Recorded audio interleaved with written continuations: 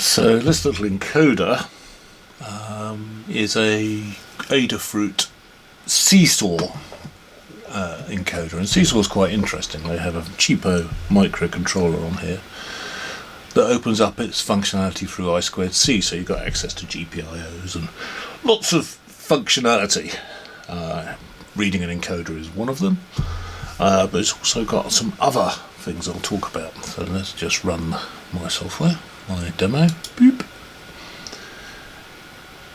And you can see now there's a green light come on. So if I change the colour box to red, boop, you can see the red light's come on. Now under the camera you may not get it, but the light is pretty good. The RGB is pretty good. Blue on, and then you can adjust the brightness. So if I drop the brightness down, you may or may not be able to see this, but if I go down to sort of, you can see that 5 is should be dimmer on the camera. So yeah, so that's quite good for visualization. So as you go through the rotary numbers, and probably the final version of this encoder demo will have that colour linked to the number of counts. I still have to work out the algorithm for that. It's got buttons, so if you press the encoder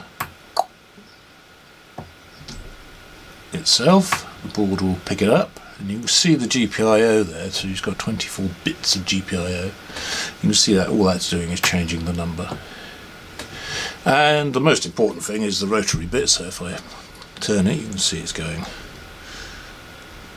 clockwise and anti-clockwise. Don't really know why. Clockwise is minus, but there you go. I would have thought clockwise would be plus. But who's to argue? This rotary encoder is... So you could use the button to 0 it, for example, and then do a number of rotations. Connect that. So I'm aiming for this to be for robotics and things like that. So my SeeSaw driver is a work in progress. I've got an actual SeeSaw microcontroller coming, and I'm going down that rabbit hole because I just think it opens up a lot of possibilities for not very much money, so it fits my remit quite nicely. I think it's got encoders and counters and things like that. But the NeoPixel stuff is very interesting as well. So that's using a NeoPixel protocol. So I'm getting it's good for sort of RGB lights and decorative, because each LED is individually programmable. And I think through SeeSaw you can talk to sort of 64 of them, so you could get quite a posh system together. But if I look at the Adafruit SeeSaw drivers here, you can see I'm beginning to open it up. So it's got encoders, NeoPixel. The status is just the setup for the entire microcontroller. Tells you the software version, things like that. And you've got access to GPIOs. It's got interrupts.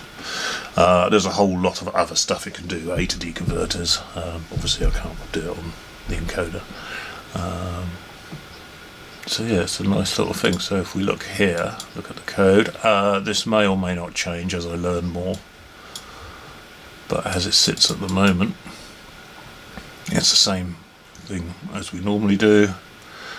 We set it to the I2C board to 100,000 K, initialize SeeSaw. This one is, board is 3C, I don't know, let's have a look. 36 is the address of this board, and then we initialize NeoPixel, we initialize the interrupts and the encoder, we light up the LED. This just initializes, it doesn't actually light up the LED, it just sort of sets everything in the right state, and then this will set the colour box brightness. So I have a converter in here, sorry, not colour box, this is set the colour box into the LED. So look at the code for that. You see I've got a little VI here that converts the colour box into numbers that the NeoPixel likes. It likes kind of the inverse of what a screen likes. So, you know, 255 on the RGB for green, for example, what it would like is something like 15 on the green. And it's adjusted by the brightness factor. So, very pleased with it. It's very useful. So very useful for roboticsy types jobs where you want to count how many rotations, for example, give you precise position. Very nice little feast.